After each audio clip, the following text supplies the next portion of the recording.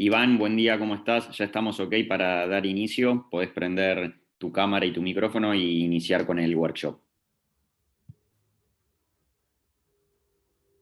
Buenas, buenas. Vamos a probar primero el audio. Yo creo que ahí Se se escucha escucha, perfecto. se escucha muy bien. Perfecto, bueno. Ahí voy a empezar a compartir pantalla y arrancamos.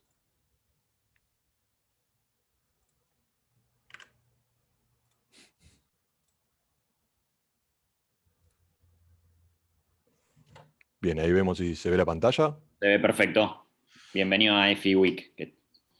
Bueno, muchísimas gracias. Muchísimas gracias a todos los que están acá participando en una nueva edición de lo que es Expo EFI, edición EFI Week, edición pandemia, edición online. Mi nombre, para quienes no me conocen, mi nombre es Iván Telio, soy cofundador de Crypto, de Crypto.la, es una plataforma de intercambio de criptomonedas. Venimos trabajando desde el 2018 en poder desarrollar y tuvimos la suerte o la desgracia fortuna de arrancar en marzo, de lanzar oficialmente en marzo del 2020 con la pandemia y realmente fue una situación desconcertante para todos. Para quien estuvo habrá visto que Bitcoin en esa época, cuando inició la pandemia, hizo una caída más que considerable. Así que fue todo un desafío para todos. Es un proyecto netamente argentino que opera a nivel regional. Espero poder participar con todos ustedes. Me encanta poder leer y responder todas las preguntas que puedan ir surgiendo. Y hoy vamos a tener una pequeña introducción a la economía cripto, partiendo de la base de por qué migraríamos de una economía tradicional a una economía cripto, qué son las principales incidencias que a distintos usuarios he visto en este tiempo en el cual estoy en el mercado de cripto del 2013, que los empujan a involucrarse en el mercado de las criptomonedas.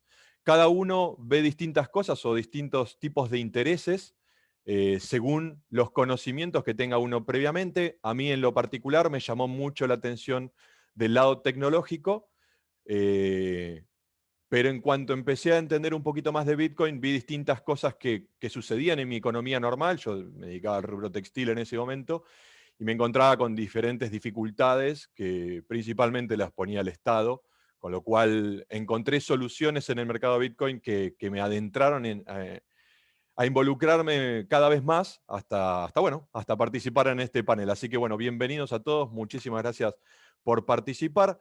Antes de empezar, quiero hacer una especial mención, un especial agradecimiento a quien para todos nosotros del mundo cripto fueron quienes principalmente fomentaron el uso de Bitcoin, quienes empujaron a que Argentina tenga tanta cantidad de usuarios eh, invirtiendo en el mercado cripto, y es ni más ni menos que el Banco Central de la República Argentina, que con sus políticas de falsificación infinita, bien, y destrucción total de la economía local, sin ninguna guía en los últimos 3, 5, 10, 15, 20 y 50 años, ayudó a que Bitcoin sea una realidad. Ayudó a que Bitcoin pase de los 500.000 pesos en la última vez que tuvimos un EFI Week a los 8 millones de pesos que está cotizando en gran medida en los últimos 3 meses como promedio. Ha estado muy por encima, ha estado muy por debajo, pero gracias realmente a quienes lideran el Banco Central, porque sin ustedes esto no hubiera sido posible. Espero que sigan tomando las decisiones extraordinariamente destructivas que siguen tomando con el fin de apoyar y fomentar cada vez más y más el uso de las criptomonedas. No hay nada más fácil para entender las criptomonedas que ver los desastres económicos que están generando con las políticas económicas que están tomando, si es que están tomando alguna en realidad, porque claramente más que falsificar digamos, generar billetes hasta el infinito y empapelar toda la ciudad no están realizando. Así que muchísimas gracias a ustedes. Sigan de esa manera, que queremos ver a Bitcoin arriba de los 10 millones de pesos, arriba de los 20 millones de pesos. Ahora sí, arrancamos, y para arrancar me gustaría obviamente mostrar algo que había mostrado ya en la anterior edición de FIWIG, a quienes tuvieron la oportunidad de participar o verlo en YouTube. Y hablábamos, acá pueden ver, en el 9 de abril del 2020, que la mega emisión de papel para emitir billetes de la Casa de la Moneda, ¿no? O sea, había escasez de papel por la mega emisión que se estaba generando por parte de a quien recientemente le agradecimos por la extraordinaria gestión que empujó a Bitcoin a que supere de los 500.000 pesos que valía arriba de los 8 millones. Esto creo que no hay que ser muy ingeniero nuclear para darse cuenta ya con todo este tiempo, que la emisión tiene consecuencias destructivas en la economía, principalmente en las personas que menos tienen. Y bueno, podríamos decir hasta cierto punto que está científicamente comprobado, aunque todavía hay algunas personas que creen que la emisión no genera inflación, ¿no? Cuando empezamos a ver cuáles son las noticias más relevantes en este momento respecto a política económica para poder contrastar lo que es Bitcoin y de por qué a tantas personas los está empujando el sistema monetario actual a adentrarse en Bitcoin, vemos estas noticias, ¿no? La enorme cantidad de billetes que emitió el gobierno en 2020, puestos uno al lado del otro, alcanza para dar 6 vueltas a la Tierra. 6 vueltas a la Tierra es la mega emisión que en solamente un año han realizado. Esto tiene que ser un récord histórico. Realmente me imagino que desde el Banco Central deben estar absolutamente orgullosos de su gestión y bueno, lograr semejante hito histórico. La verdad que dar 6 vueltas a la Tierra en un año es realmente extraordinario. Los felicito por su enorme capacidad destructiva.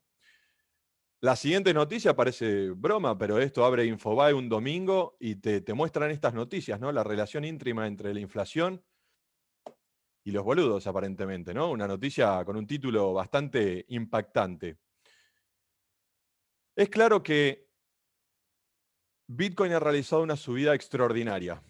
Muchas personas piensan que se está agotando, que fue exagerada la subida, pero me encantaría que entiendan que estas subidas de Bitcoin son consecuencias de estas situaciones que parecen no tener consecuencias en la economía, pero sí que las tienen. Y cuando las vemos en Argentina, como argentinos, tenemos la increíble oportunidad de darnos cuenta con una velocidad extraordinaria los desastres que puede llegar a ocurrir si mantienen estas políticas de emisiones infinitas, que claramente no hay otro plan de acá al corto, mediano, larguísimo plazo para resolver el problema de fondo, más que seguir tomando las mismas decisiones y golpeándonos incansablemente contra la misma pared.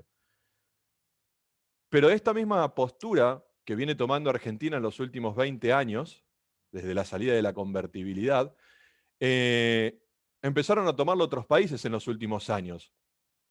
Y encontramos noticias que el 22% de los billetes en circulación fueron impresos durante el 2020. En solamente un año, el 22% de los billetes, de los dólares papel, fueron impresos durante el 2020. O sea, es una realmente... sería de ingenuo pensar que con semejante descalabro los activos que son escasos, y ahora vamos a ir adentrándonos en Bitcoin, no vayan a tener revalorización frente a los desastres que están generando. Y obviamente si uno mira la hoja de balance de la Fed y mira el precio de Bitcoin, como toda esta mega emisión que se generó en los últimos meses fue en gran medida ajustada por Bitcoin. ¿Bien? Fue ajustada en cuanto a que se equilibró todo ese desequilibrio económico que hicieron. Y empiezan las preguntas, ¿no? De si esta emisión va a seguir por siempre en los Estados Unidos. Y adivinen cuál puede ser la consecuencia de esta mega emisión que tuvo Estados Unidos durante el 2020. Por supuesto, ahora se empieza a hablar de inflación en los Estados Unidos y alcanza el punto más alto desde la crisis del 2008. Actualmente 4,2% de inflación anual, ¿bien? O interanual. Realmente no nos sorprende, por lo menos a quien ya está en Bitcoin, que empieza a entender por qué la emisión debe ser controlada y no debe ser infinita, generando estos desequilibrios sorpresivos principalmente, porque lo que tiene Bitcoin no es que no se emita, se emite, pero todos sabemos la velocidad y el ritmo de emisión que va a tener Bitcoin. Entonces, la diferencia es significativa frente a estos mercados, a estas políticas de los bancos centrales de emitir sorpresivamente hasta el infinito, creyendo que eso resuelve, que en cierta manera algún agujero resuelve, dejando muchos otros agujeros enormes abiertos. Es importante entender que Bitcoin nos trajo a nosotros la posibilidad, hasta el momento inédita, de poder tener escasez. Todo lo que tenemos en el mundo terrenal, y esto es lo mismo con lo que empecé en la anterior edición de FI Week, todo lo que tenemos en el mundo terrenal es finito. nuestro tiempo en el mundo es finito, nuestra capacidad productiva es finita, los metales preciosos son finitos, pero lo único infinito es el dinero que el Estado puede emitir. Es lo único que puede ser infinito. Todo lo demás en nuestra vida es finito, en nuestra vida terrenal es finito. Sin embargo, la emisión se ha demostrado que es infinita. Esa emisión infinita tiene esas consecuencias que hoy vemos contrastadas contra el precio de Bitcoin. Pero, ¿qué pasaría si de repente no solamente fuera Bitcoin lo que se puede emitir hasta el infinito y de repente no solamente fueran los pesos o los dólares lo que se pudiera emitir hasta el infinito, sino lentamente empezáramos a ver que distintos metales preciosos o activos que se creían finitos empiecen a ser infinitos? Por ejemplo, esta casa Pandora que la habrán visto en algunos shoppings, hace mucho por ahí no lo ven porque estamos prohibidos de poder entrar a un shopping. El joyero más grande del mundo le dice adiós a los diamantes tradicionales, ya que venderá ejemplares sintéticos. Se ha encontrado la forma de realizar un diamante de manera sintética que microscópicamente es idéntico a un diamante generado por la naturaleza, siendo imposible o extremadamente difícil hasta el momento poder identificar y diferenciar uno original, podríamos decir, de uno sintético, o uno natural de uno sintético. Esto es una noticia relativamente reciente, ya habían surgido otras empresas de venta de este tipo de productos en el mundo que han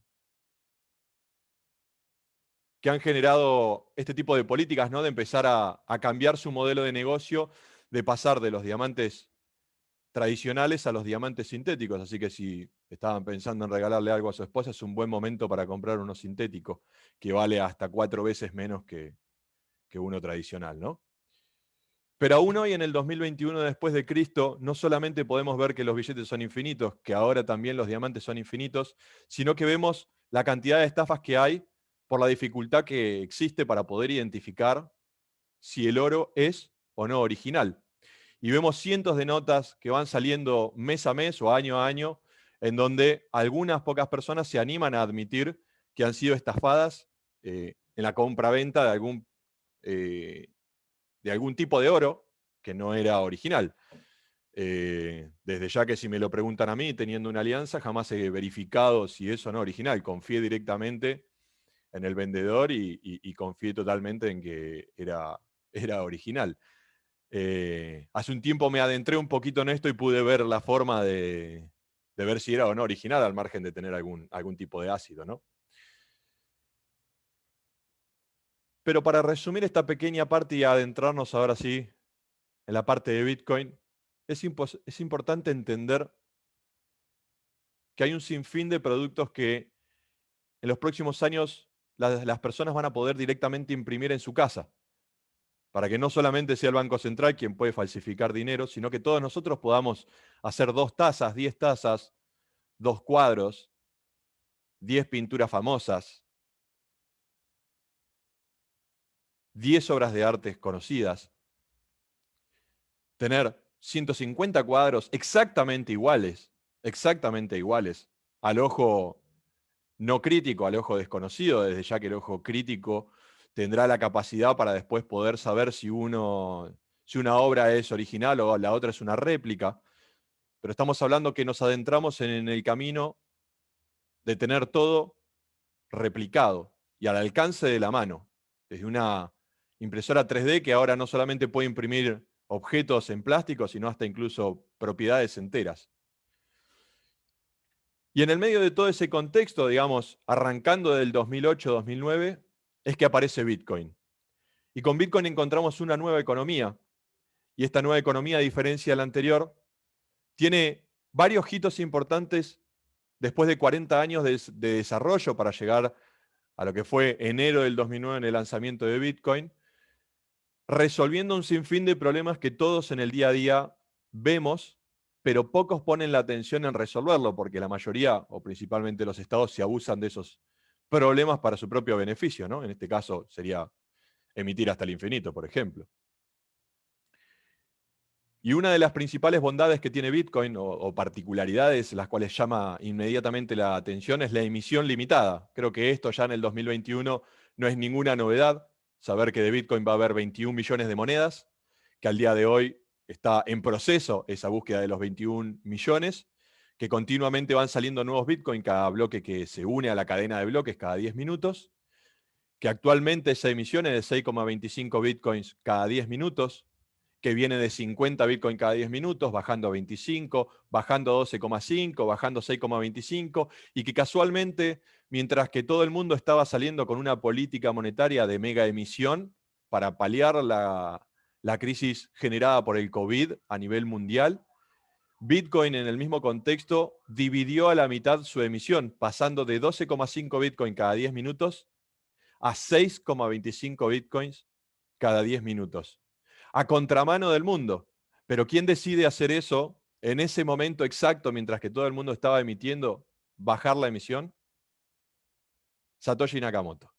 Satoshi Nakamoto, cuando crea el paper, inmediatamente se lanza Bitcoin en el 2009, y desde ese punto, dentro del mismo código, propone algo llamado halving, que el halving es esta reducción de la emisión, que cada 4 años aproximadamente, ¿no? Porque son cada cierta cantidad de bloques, que más o menos da cada 4 años, se genera este acontecimiento que reduce a la mitad y que, como digo, cada 4 años casualmente dio en el mismo momento que todo el mundo estaba emitiendo. Entonces, mientras que un activo que está siendo demandado cada vez por más gente, por más empresas, por más instituciones para atesorar o para invertir como una alternativa, reduce a la mitad su emisión, el resto de los activos estaban multiplicando su emisión. Es claro, si lo vemos en retrospectiva, como dice SMM, en retrospectiva era inevitable que esta destrucción sea realizada de esta manera, porque ya estaba programado para que sea así Bitcoin, y no hubo nadie que toque un botón ese año y modifique algo, sino que las reglas ya estaban claras. Y ya se sabía desde el 2009 que aproximadamente en el 2021 iba a haber un halving. Es descentralizado. ¿Qué significa con esto? Que hay cientos de miles de copias repartidas en todo el mundo, que cada usuario puede tener una copia de lo que es la blockchain y compartir al mundo todo lo que uno tiene en su base de la blockchain, y eso convalidarlo con el resto de las blockchain para que haya un consenso. Eso le da la tercera bondad, que es la transparencia. Todos en todo momento podríamos ver, verificar y chequear el origen de ese Bitcoin, de qué billetera vino, hacia dónde se transfirió, cuántas manos pasó antes de llegar a mí. Independientemente de que no sepamos quién es el usuario que nos lo transfirió, sí podemos ver hacia atrás todas las transferencias que se realizaron de esa unidad o de esa fracción de unidad, ¿no? Está basada en consenso, ya que no hay posibilidad de cambiar el halving. Si alguien quisiera decir, en vez de cada 4 años lo quiero hacer cada 5, todos en el mundo tendrían que estar de acuerdo, todos los mineros en el mundo tendrían que estar de acuerdo y subir esa modificación. Pero mientras que haya algunos que no, lo que se genera es un fork, es decir, una división y una cadena alternativa. Bueno, no necesita de confianza. Yo no necesito confiar en el usuario que me transfirió a mí, porque lo puedo certificar en la blockchain. No necesito confiar en que me va a mandar algo, si lo puedo verificar genuinamente en la blockchain y ver que realmente esa transferencia me llegó a mí. ¿Y saben cuántos bitcoins falsos se transfirieron dentro de la red de Bitcoin? 0. Porque la blockchain nos da esa transparencia y esa no necesidad de la confianza a raíz de poder verificar todos los movimientos dentro de la blockchain, generando esto algo increíble hasta el momento. Obviamente un hito importantísimo dentro de la tecnología, ya que no se había alcanzado hasta el momento. Podríamos decir que es rápido, ya que si lo comparamos con alternativas para poder transferir, por ejemplo, valor de Argentina a Perú, al margen de que vivimos en un estado de comunismo, el cual no nos permite y nos limita y nos restringe distintas actividades que los usuarios y los ciudadanos quieren realizar, entre ellos poder hacer libre uso de nuestro dinero y transferirlo a quien a nosotros nos crea conveniente sin necesidad de pedir permiso a un Estado. Eso Bitcoin sí nos lo permite, mientras que con pesos eso no se puede realizar. Entonces, comparado con esas alternativas, desde ya que es mucho más rápido. Es de código abierto, con lo cual cualquier persona puede ver y certificar lo que dice, lo que se va a hacer, que el halving va a ser de esta manera, que la emisión va a ser de esta manera. Esto vendría a ser como poder leer directamente un contrato, no sé, un contrato de locación, podríamos decir. Si uno es abogado, tiene mínimos conocimientos, posiblemente lo pueda leer. Pero si uno no es programador, va a poder leer el código, pero no lo va a poder interpretar o no lo va a poder entender a la perfección. Con lo cual ahí es el principal salto de fe que muchos de los usuarios tienen que hacer. Tienen que confiar en que lo que otros dicen es así, o ir y verificar contratando un programador, un desarrollador, que le pueda de alguna manera traducir lo que está escrito ya en el paper de Bitcoin, que de todas maneras está bastante claro el paper que nos acercó Satoshi Nakamoto. No tiene barreras, como les mencionaba, y creo que ya lo mencioné, no voy a volver al mismo punto, pero uno de los principales usos que hice yo en el 2013 de Bitcoin fue poder transferir valor hacia China para poder comprar un repuesto de una maquinaria en un momento muy parecido al actual, porque teníamos cepo y restricciones, estábamos imposibilitados de girar dinero al exterior, y aunque yo nada más necesitaba transferir $50, mediante el sistema tradicional eso era imposible. Sin embargo, es totalmente posible realizándolo a través de Bitcoin y sin que haya posibilidad de que alguien nos limite o nos prohíba esa transferencia o se pare en el medio indicándonos que yo no puedo transferir a un usuario que sea ciudadano del mundo o de algún país en lo particular. Es privado, que paradójicamente se contrasta con la transparencia, pero cuando hablamos de la privacidad nos indicamos a que mi billetera no está a nombre mío, sino que es una serie de números y letras, una cadena alfanumérica, en la cual mientras que yo no levante la mano e indique que esa billetera es mía, básicamente nadie sabe que soy yo o es poco probable que sepan que soy yo. Luego hay distintas medidas de seguridad para mejorar un poquito la privacidad y ya se han desarrollado incluso otras criptomonedas en las cuales la privacidad es su prioridad.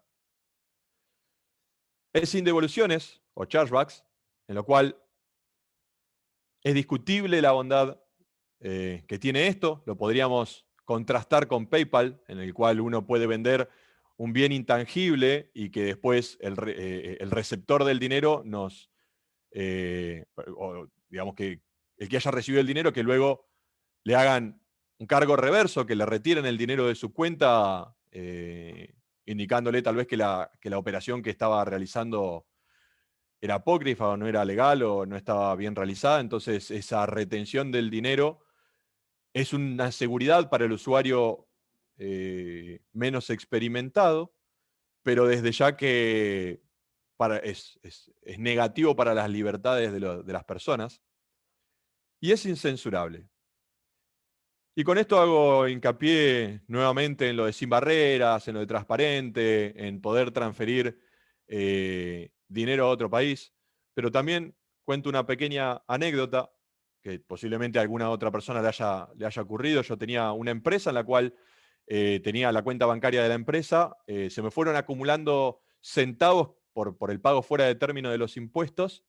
Esos centavos acumulados generaron bueno, que AFID me retenga y me congele mi cuenta bancaria para poder arrebatarme lo que para ellos era de ellos, pero estaba dentro de mi cuenta, generando un problema importantísimo, porque ya que si te congelan la cuenta y vos tenías cheques emitidos o, no, o que cubrir, te generan un dolor de cabeza terrible.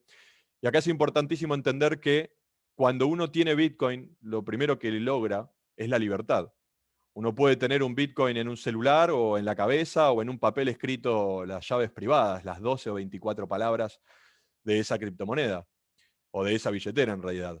Y eso nos da una libertad que hasta el momento era imposible de alcanzar. Uno siempre dependía de otro. Y con esto uno no depende de nadie, siempre y cuando lo guarde en su propia billetera, creado bajo su propio riesgo y seguridad.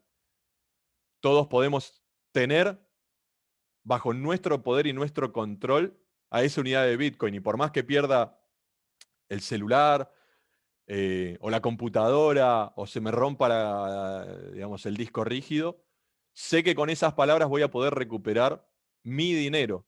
Sin embargo, si el Estado decide congelarnos una cuenta, hasta que el Estado no te permita hacer libre uso nuevamente de tu dinero, básicamente el dinero no es tuyo. Y eso es algo importantísimo que nos suma Bitcoin. Pero para entenderlo, Bitcoin, si bien nace en el 2008, es el resultado de 40 años de investigación y de desarrollo y demanda. ¿Qué quiero decir con esto?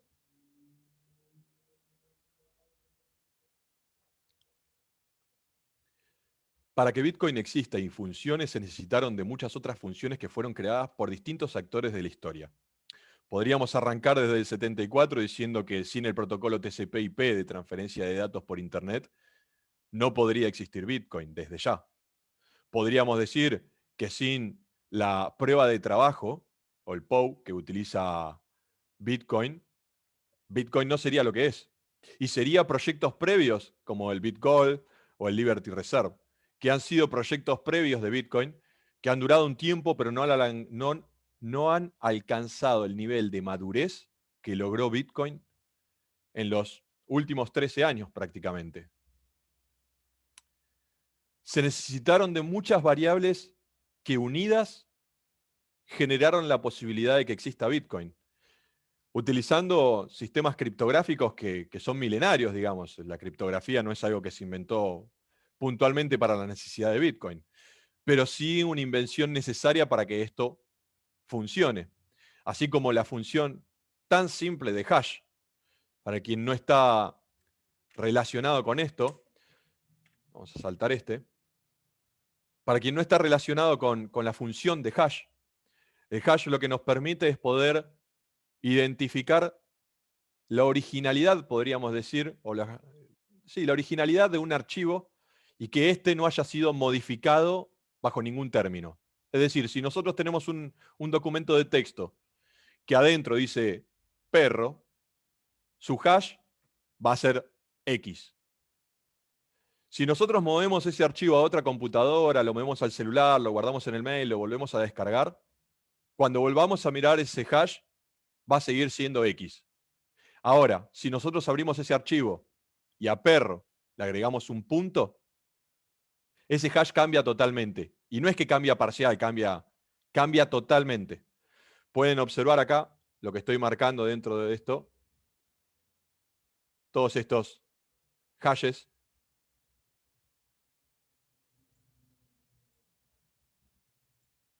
A ver si lo puedo borrar ahora. Bueno.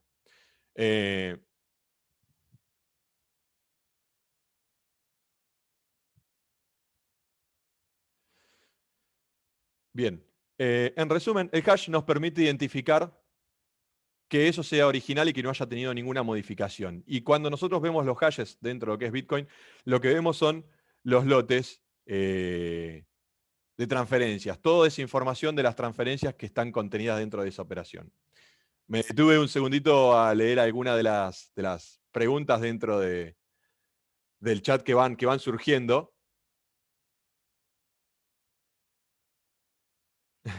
Y entiendo que hay personas que les puede gustar o no la manera en la que explico. Vamos a ir tratando de explicar qué es Bitcoin. Creo que en el 2021 ya seguir insistiendo en conceptos básicos que pueden mirar en 10 minutos de YouTube está al alcance de su mano. Bien. Y bueno, vamos a borrar todo esto. Ahí estamos.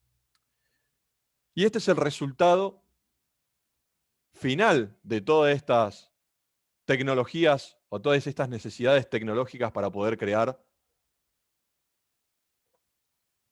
a Bitcoin.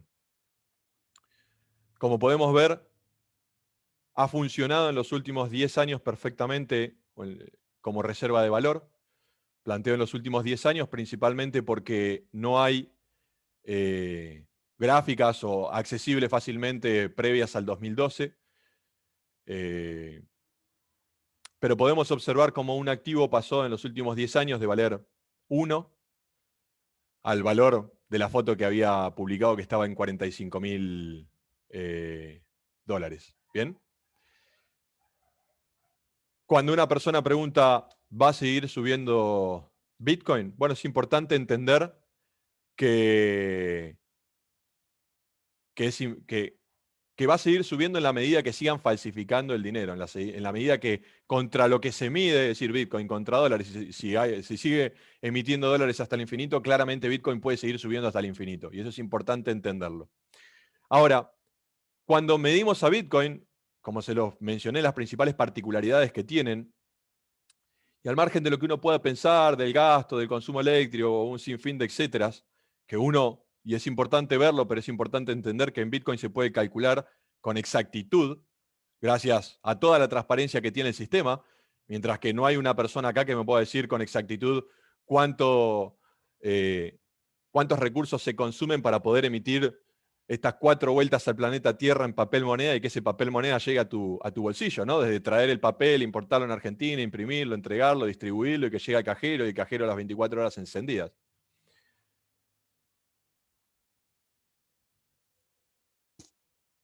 Si nosotros lo medimos contra los bancos que funcionan las transferencias, podemos observar, por ejemplo, que el Banco Galicia hoy cotiza en los mismos valores que en el 2001, o para ser menos catastrófico, en los mismos valores que en el 2004. Podemos ver que desde sus máximos, bien, dentro de los 66 dólares, cayó un 91,69% hasta el valor mínimo, manteniéndose aproximadamente en ese rango. ¿Se imaginan lo que sería si Bitcoin cayera un 91%? Para no centrarnos en un único banco, podemos observar también al Banco Superville, que cayó 95,79%. Y entiendo que hay mucha gente, como por ejemplo acá el amigo Hernán, que está comparando un activo con una moneda. Amigo, lo que estoy comparando es el uso que se le da a esa moneda de intercambio, ¿bien? También podemos verlo con, por ejemplo, Santander México, para no centrarnos exclusivamente en Argentina, que ha caído un 85,64%. Pero miren qué interesante los bancos que son crypto-friendly o que apoyan a distintas empresas de criptomonedas, como lo es el Signature Bank desde los Estados Unidos, que está en máximos históricos y está continuamente al alza, al menos en los últimos 10 años, apoyando y apostando a nuevas tecnologías.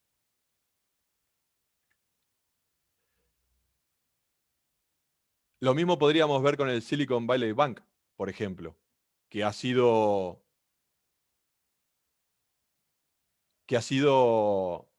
altamente beneficiado en los últimos años gracias al desarrollo continuo de su división en el ámbito cripto. Y acá a lo que apunto es poder ver que las empresas que están avanzando en los últimos años son aquellas que se adaptan con rapidez, que se adaptan con velocidad y que ven los beneficios de cada una de las tecnologías independientemente de las opiniones personales que uno pueda llegar a encontrar. Los beneficios son claros, los desafíos también son claros, pero los desafíos se van a ir sorteando.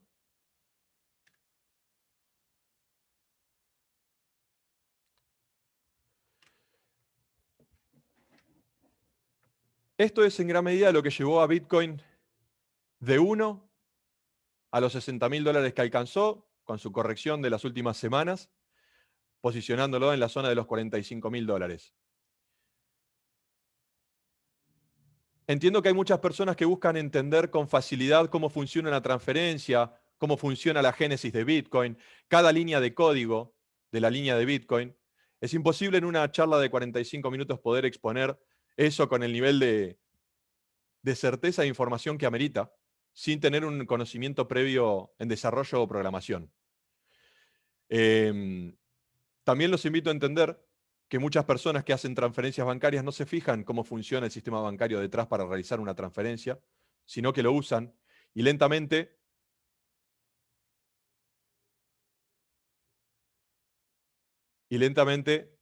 se está desarrollando cada vez más ese uso de Bitcoin.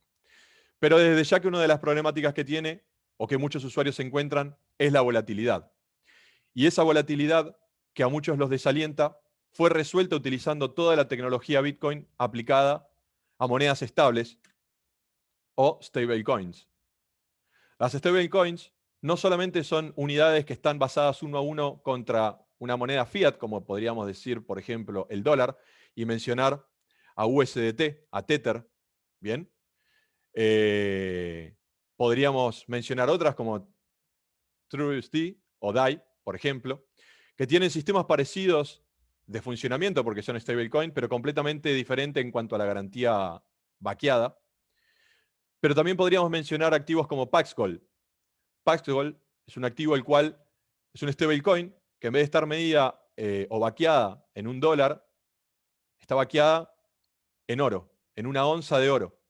Y le da la posibilidad al tenedor de tener un valor idéntico a la onza de oro, ya sea que esta suba o que esta baja, y le da la posibilidad de transferir este valor directamente a su billetera, a su celular, a las 12 palabras, a las 24 palabras, tenerlo en la mente, sin necesidad de tener, con el riesgo que esto amerita, tenerlo directamente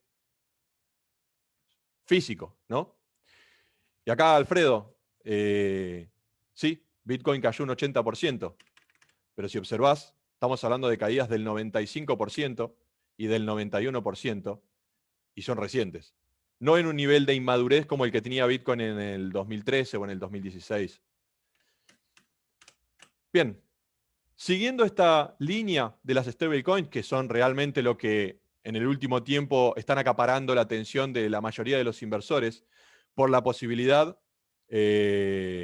por la posibilidad de establecer una unidad fija que no varíe en el tiempo. Se han creado hasta incluso stablecoins de activos que cotizan en la bolsa de los Estados Unidos. Esta es una foto, por ejemplo, del portal de decrypto.la, en el cual un usuario puede comprar tanto tokens de Apple, Amazon, Google, Tesla o YOLO, con la particularidad que lo puede retirar y guardar directamente en su celular, en su billetera, en su hardware wallet, en su cold wallet, y tener uno mismo la custodia de esos activos. Incluso poder heredarlos, pasárselo a un amigo, a un familiar o a un hijo. Algo hasta el momento totalmente imposible en los mercados tradicionales. Y esto se logra de la misma manera. Se logra utilizando toda la tecnología Bitcoin, pero la funcionalidad de stablecoin. ¿De qué manera? Adquiriendo un activo y por cada activo en custodia se emite un token en consecuencia.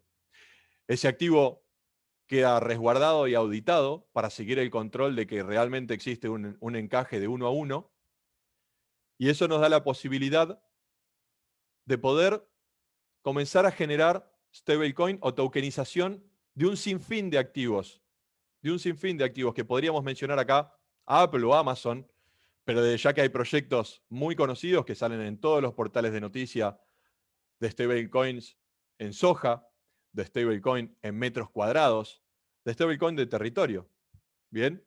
Los cuales lentamente van a ir teniendo cada vez más uso. Y desde ya que una de las principales preguntas que muchos realizan, tanto para Bitcoin como para distintas stablecoins, es respecto a las regulaciones. Y es importante entender lo que mencionamos antes. Se autorregula. El sistema es transparente. Cualquier persona puede ver y tracear cada movimiento de dinero, cada movimiento de su unidad, cada creación de su unidad, en qué billetera está, y poder observar si la creación de esa cantidad de tokens es igual a la tenencia genuina para generar ese token. Esto le da un nivel de transparencia sin precedentes al sistema, sacando justamente a esa auditoría intermedia que le da la posibilidad de manipularlo, como ha sucedido en el 2008. Razón que desde ya que tuvo que haber estado en la mente del creador de Bitcoin al momento, o de los creadores de Bitcoin al momento de emitirlo. Obviamente, al salir en el 2008-2009 Bitcoin, en el 2008 el paper y en el 2009 el primer token, el primer Bitcoin emitido, la primera transferencia, el primer bloque, nos da a nosotros la posibilidad de ser nuestra propia auditoría y poder tracear cada movimiento. ¿Por qué? Porque todo está escrito en el libro contable. Por eso es lo importante, es la blockchain. Y dentro de cientos de miles de criptomonedas que existen actualmente y cientos de miles de blockchain alternativas, ¿por qué seguimos apoyando a Bitcoin y no a otras que tal vez tengan menos gastos de transferencia, menos gastos de consumo eléctrico, menos necesidad de consumo eléctrico para certificar todo? Básicamente porque ese consumo es lo que le da respaldo a la red. Esos miles de millones de mineros, si nosotros, en vez de gastar tanta electricidad en miles de millones de mineros, tuviéramos uno solo, gastaríamos nada. El consumo eléctrico sería insignificante y volveríamos a la centralización, que es la génesis del problema. La centralización de la información y del poder. Y esta descentralización que nos trae Bitcoin tiene sus consecuencias. Desde ya que tiene sus consecuencias. Pero ese desafío es un desafío que se está afrontando. Al día de hoy, los grandes mineros utilizan principalmente energías renovables, lo cual, con el tiempo, va a ser cada vez más uso y moneda corriente. Bien.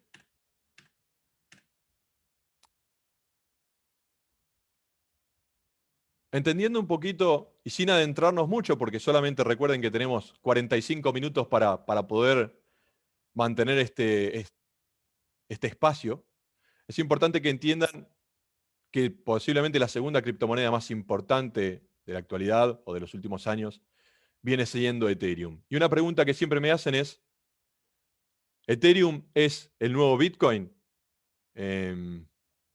¿O va a ser en algún momento el nuevo Bitcoin?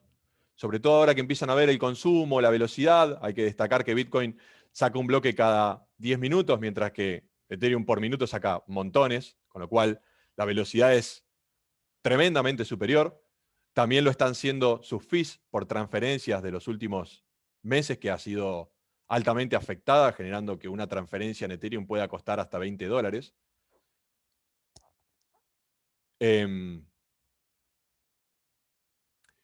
Pero es sin lugar a dudas el segundo hito más importante de la historia de las criptomonedas. Nos da la posibilidad de hacer cosas que con Bitcoin no se podían hacer. Es por eso que una de las particularidades que no tiene o de las cuales carece Ethereum es la emisión limitada, ya que en este caso la emisión es inmensamente mayor a la de Bitcoin y no tiene un límite.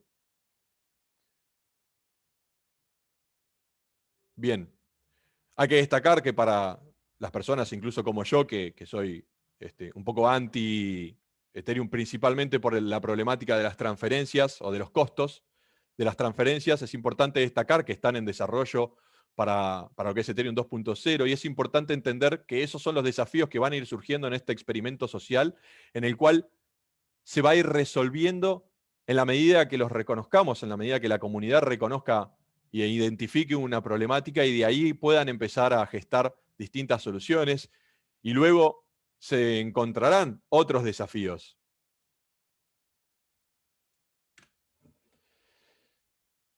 Cuando hablamos de Ethereum, una de las cosas importantes saber es que Ethereum nos trae lo que más en el último tiempo empezó a surgir con fuerza, que es el DeFi, que son las finanzas descentralizadas, dándonos la posibilidad a nosotros de invertir, no solamente de tener resguardo, sino hasta incluso de invertir sin riesgo de contraparte, teniendo todo en un contrato inteligente, ya que una de las bondades que nos permite Ethereum, al igual que Bitcoin, es procesar ciertas funciones, con la diferencia que en Ethereum está mucho más enriquecido, pudiendo ser contratos mucho más complejos. Para entender qué es un contrato inteligente, primero hay que entender qué es un contrato. Y un contrato impone términos y condiciones y partes. Indica cuáles son las partes y qué es lo que se va a hacer o ejecutar si pasa tal o cual situación. En esto es exactamente lo mismo, pudiendo nosotros programarlo, funciones que sabemos que no van a variar. Si yo quiero hacer una función que si mañana llueve, le voy a enviar $1 a cada participante, sencillamente podría consultar en un oráculo o en un AccuWater a ver si en el día de mañana a las 12 del mediodía llovió, y si llovió se ejecuta y transfiere de manera inmediata sin necesidad de una confirmación adicional.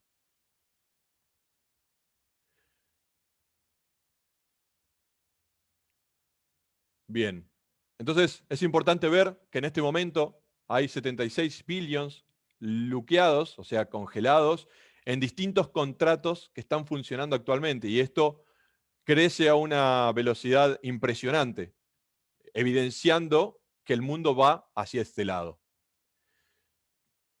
Me queda muy poquito para terminar y empezar a leer algunas de las consultas y ya poder dar cierre a lo que es esta edición. Una de las cosas que se estuvo viendo mucho es lo de criptoarte o arte digital o NFT. Los NFT o non-fungible tokens, a diferencia de Bitcoin, nos da la posibilidad de identificar cada activo de manera independiente. Si yo te doy 100 pesos a vos y vos me devolvés otro billete distinto, seguimos teniendo 100 pesos. La transferencia de lo que yo te di y lo que vos me diste es la misma. En el caso de los NFT, si yo te doy un NFT y vos me das otro, no va a ser el mismo. Cada uno es único. Y esa propiedad de único se lo da, obviamente, poder certificarlo en las blockchains.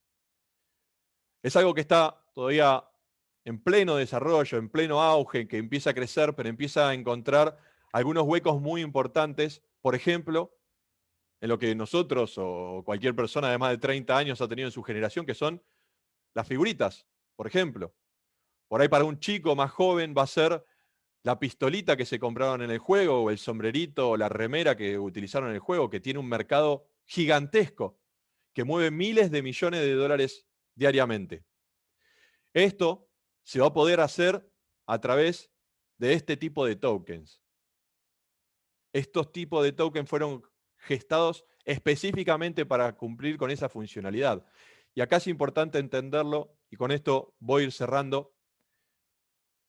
Hay muchas criptomonedas, hay muchas que van a tener muy buen futuro, hay muchas que van a desaparecer desde ya, pero las que tengan futuro han venido a resolver cosas de la economía real, como los NFT, como los contratos inteligentes, como transferir a otro país sin restricciones, sin límites y sin problemas. Cada criptomoneda nos trae a nosotros soluciones, soluciones que algunos tal vez, a problemas que algunos tal vez no identificaron, pero créanme que esas criptomonedas están resolviéndole los problemas a muchísimos, muchísimos, muchísimos usuarios del mundo. No es solamente la especulación lo que está llevando a Bitcoin al alza, es el verdadero y el genuino uso. Ahora, ¿Bitcoin es para pagar el café? No. Así como no pagaría con una figurita un café, o como no pagaría con una tonelada de oro un café, o con una onza de oro un café. Bitcoin, su génesis y su principio es como reserva de valor. Y eso lo cumplió. Le guste a quien le guste. Esa tecnología funcionó. De acá en adelante queda el resto. Auditoría interna. Perdón, ¿eh? Bien. Con esto, por mi lado, nada más. Voy a tomarme los minutitos que me des para responder, creo que 3 minutos al menos. Entiendo que hay personas que van a estar a favor, entiendo que hay personas que van a estar en contra, pero entiendan que lo importante es este debate, es que las personas puedan debatir libremente. Y fíjense si este mismo debate lo pueden hacer con el sistema tradicional que tenemos. Si su voz es escuchada en el sistema tradicional que tenemos, en el sistema cripto es escuchada. Y hacia eso es hacia donde vamos. Bueno, muchísimas gracias a todos por haber participado. Les dejo mi correo. A quien tenga ganas de escribirme a favor o en contra, lo voy a estar leyendo y de ustedes voy a seguir aprendiendo para poder compartir información cada vez más clara. Muchísimas gracias a todos y adelante con Bitcoin. Perfecto, Iván, muchas gracias. Hasta luego. Hasta luego.